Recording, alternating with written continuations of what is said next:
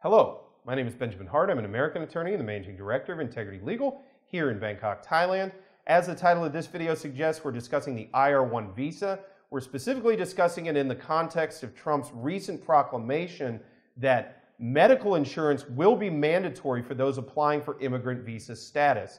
Now, those who watch this video often may already be aware an IR-1 visa is an immediate relative visa. It is an immigrant visa. It's one of many types of immigrant visas. And it is clear that this proclamation will cover immigrants who are coming into the United States.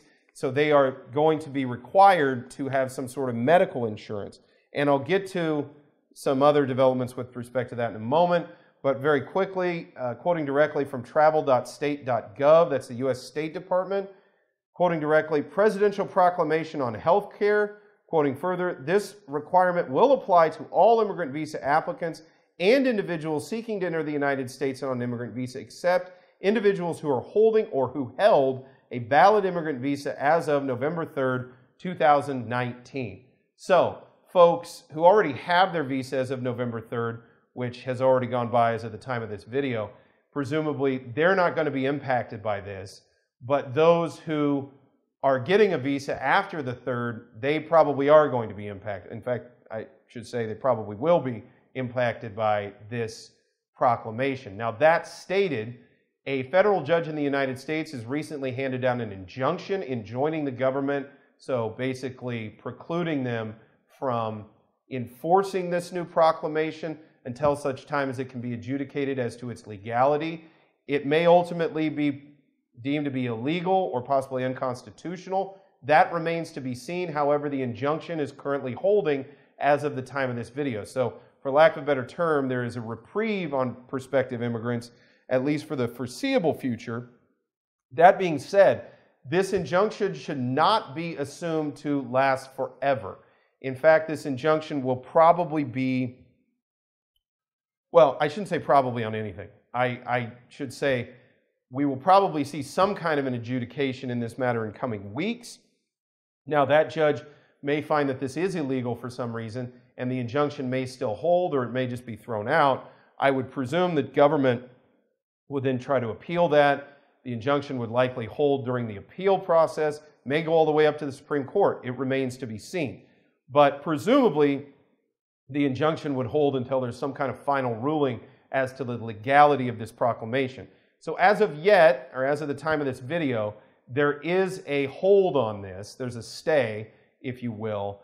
And those who are seeking immigrant visas, at least in the immediate term, probably will not have to deal with this medical insurance issue. That being stated, in the future, those who are applying for immigrant visas may possibly be stuck with this, and IR-1 applicants are definitely going to be stuck with it because they are immigrant visas and they are specifically mentioned in the in the regulations in the proclamation that I have seen as being amongst those who will be directly impacted and will need to show that they have health insurance if they want to get their visa approved. And in fact, there's even a form. We'll go ahead and put that up on screen. There's even a form. It's called a DS-5541. It's called an Immigrant Healthcare Questionnaire. Apparently, consular officers have been instructed to begin using this. Now, they probably, in fact, I should say they're not going to be using this until the injunction comes off. But if the injunction ever comes off, presumably we're going to see them use these pretty much immediately. Question on this, will you be covered by health insurance in the United States within 30 days of your entry into the United States? Yes or no? If you answered yes to this to question 2, identify the specific health insurance plan and date of coverage date coverage will begin. If you answered no, how do you plan to pay for health care for your existing medical conditions in the United States? So clearly they're serious about this. That being said, it remains to be seen whether the courts are going to allow it. But for the time being, we do have a reprieve from this medical requirement. But if that reprieve is lifted, then we're going to see the likes of the DS-5541, and we're going to have to deal with insurance when dealing with immigrant spousal visa cases.